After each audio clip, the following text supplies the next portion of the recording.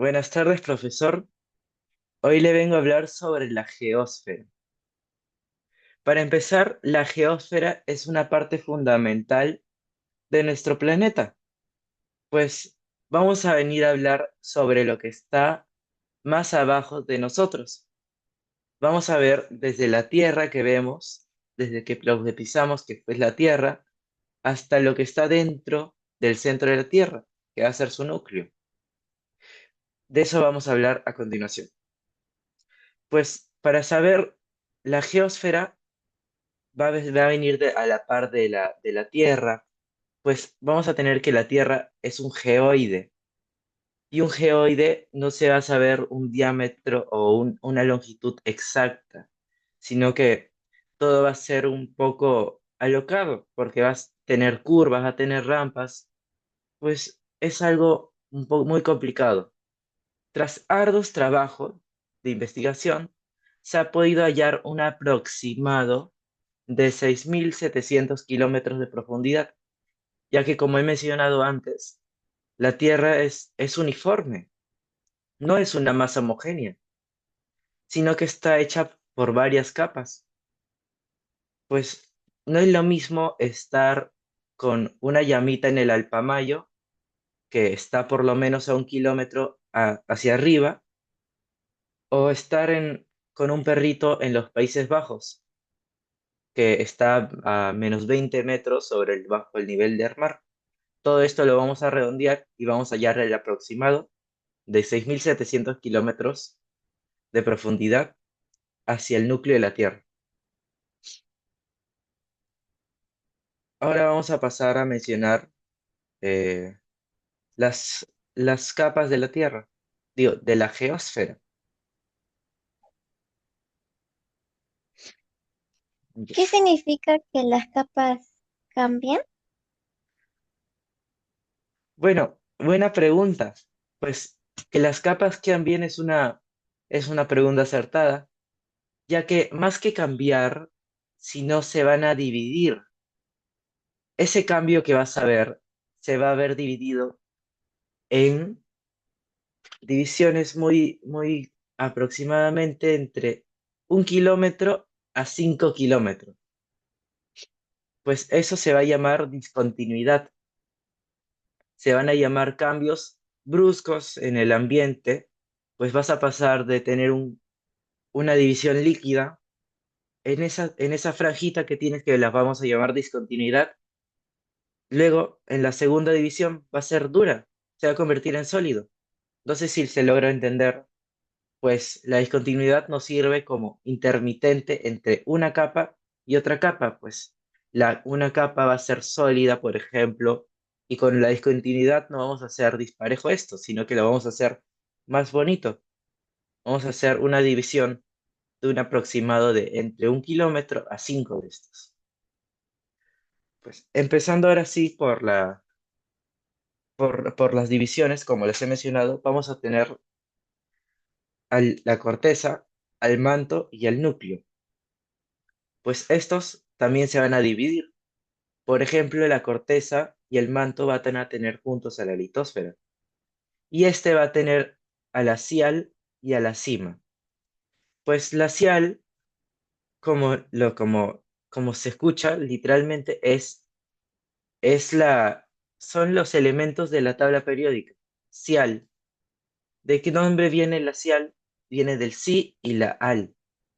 Si haciendo referencia al silicio y al aluminio. Pues estas son las capas más delgadas de la geósfera. Gracias a estos podemos ver, pues, algún dato extra de la cial, pues que la vamos a llamar la capa o la corteza continental.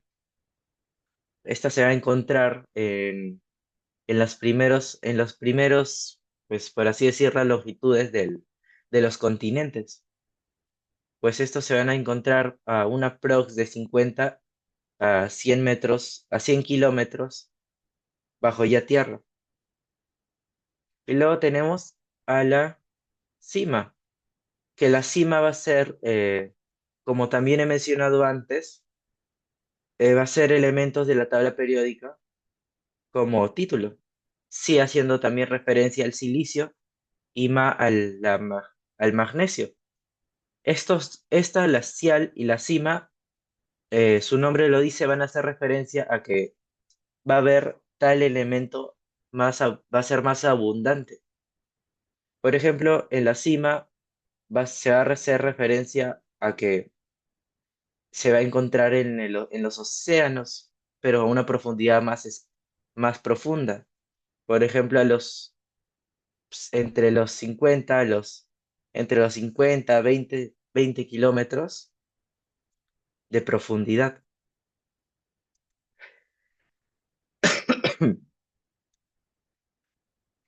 Y bueno,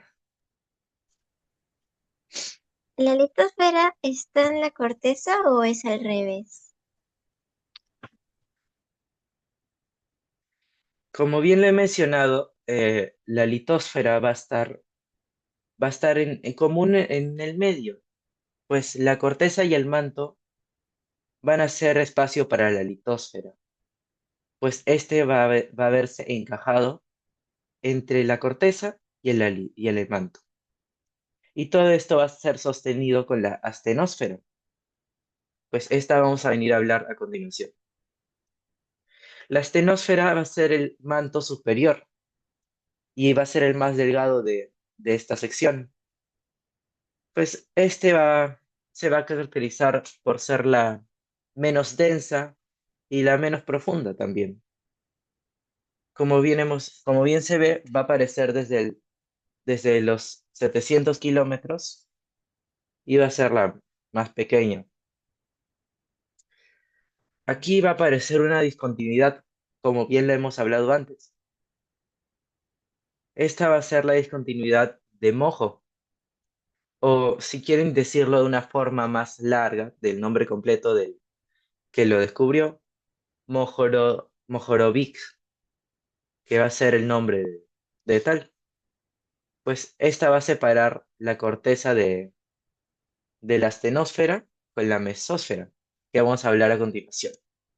La mesósfera va a ser el manto inferior y como se ve en el gráfico, va a ser la más grande, pues esta va a llegar a medir hasta 2000, va a llegar a medir más de 1000 kilómetros de profundidad. Imagínense eso. Y bueno, pues mencionando esto, aparte de ser la más gruesa y la más profunda, aquí se van a encontrar pues las cosas líquidas de la Tierra, a pesar de que la mesósfera sea sea una capa dura, o sea, sea una capa sólida. Aquí se va a encontrar todo lo que se basa en minerales que conocemos, pero los minerales que no se han podido extraer por el humano, porque es una capa pero tan profunda que el humano no va a poder llegar esta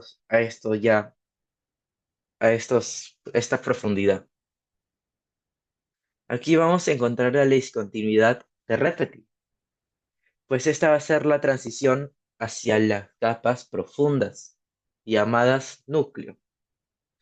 La discapacidad de discontinuidad de Repeti va a ser la división entre la mesósfera y el núcleo externo, que venimos a hablar a continuación. Bajando un poco más, ya por los más de 5000 kilómetros de profundidad, vamos a encontrar ya la etapa del núcleo de la Tierra. Vamos a encontrar al núcleo externo, que va a ser también considerado como un núcleo líquido. Pues aquí se va a encontrar, pues, como bien he dicho, cosas líquidas.